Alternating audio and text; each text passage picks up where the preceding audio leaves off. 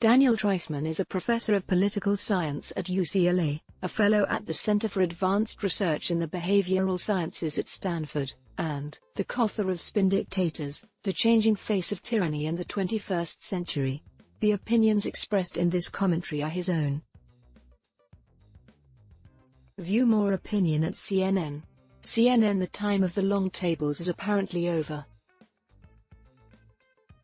On Monday, Vladimir Putin moved on from diplomacy to direct action. In a day overflowing with adrenaline, Russia's president threw Europe's security and his own political future into the balance with a gamble larger than any he has yet risked in his 22 years in power.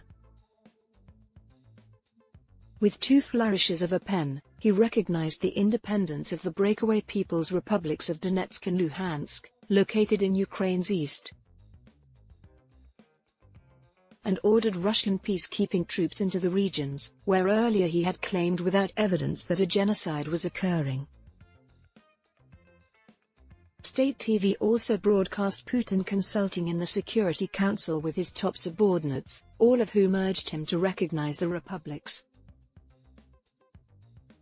The session had the carefully crafted spontaneity of a 1930s show trial. Perhaps the most ominous element in the Kremlin's extravaganza was a 58-minute televised address by Putin to the Russian people, which veered between tendentious history lesson, anti-NATO manifesto and denunciation of the aggressive Russophobia and neo-Nazism of Kiev. By early Tuesday, Russian troops had entered the Donbas region, according to Josep Borrell, the EU's foreign policy chief. It was anyone's guess where they planned to stop. Many would like to believe that the Donbas will turn out to be the end of the road. Perhaps Putin's aim all along was just to recognize the breakaway regions and, almost certainly, annex them like Crimea, with Russian troops stopping at the de facto line of contact that separates the self-declared republics from the rest of Ukraine. If so, the roughly 190,000 Russian troops on Ukraine's borders, the intercepted plans to attack Kiev, and the chilling hit list of dissidents and journalists to be assassinated or imprisoned, which the Kremlin denies exists, would turn out to be a deliberate diversion designed to make Russia's actual course seem less radical. By threatening something much worse, the Kremlin would be able to exploit the West's relief when it did not occur. Were Putin to stop after annexing the two republics, this could be seen as a significant victory for him. He would have pushed out Russia's borders a second time, building on the triumph of Crimea. This would guarantee him a place in history. By not going further, he would also strain the Western unity forged when all expected a massive invasion. Would Germany once and for all cancel the Nord Stream 2 gas pipeline project in the face of a mostly bloodless redrawing of international boundaries?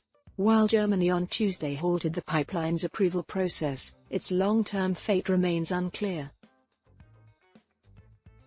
Most likely, Europe would split over the extent of sanctions and tensions might re-emerge in NATO. At the same time, Putin can already boast of having consolidated control over Belarus, where President Lukashenko has now agreed to let Russian troops stay indefinitely. In a skilled sleight of hand, he has placed forces in one European state while the world's eyes were on another.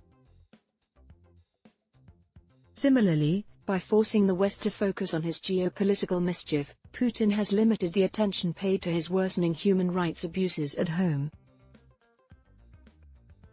Opposition leader Alexei Navalny, having survived poisoning with a banned chemical weapon, is languishing in jail. Although the US has imposed sanctions on many of those judged responsible, EU sanctions have so far been more limited. Still, Putin does not seem inclined to settle.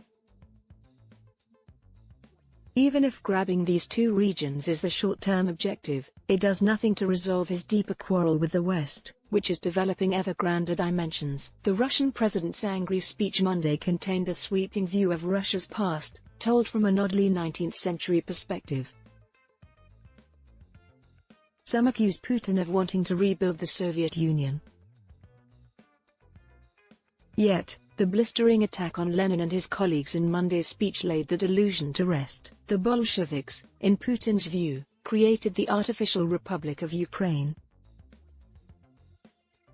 What he dreams of rebuilding is not the USSR but the pre-1917 Russian Empire. Turning to the present, Putin accused Kiev of seeking to develop nuclear weapons and integrating its military command with NATO's. These fears will hardly be assuaged by the two republics' secession.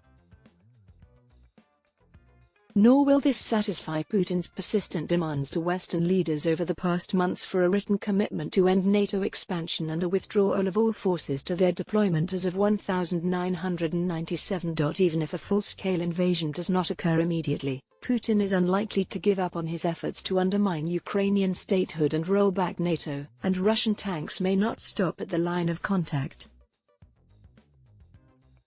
Get our free weekly newsletter. Sign up for CNN Opinions newsletter. Join us on Twitter and Facebook instead. They may seek to take over the whole Donetsk and Luhansk administrative regions. Or perhaps they will continue all the way to Kiev, aiming to destroy military bases, purge Ukraine's elite, and impose a proxy government. The challenge for the West could not be clearer. If Putin succeeds in undermining Ukraine, he is unlikely to stop there. His distrust of the West and expansive view of Russia's destiny are by now deeply entrenched. Our policy must raise the cost of eroding the international order. At a reception in 2015, I had a chance to ask Putin about his planning for the occupation of Crimea. I was even surprised at how well it went. He told me with a smile. The West must make sure he does not find it so easy this time. Ad block test. Why?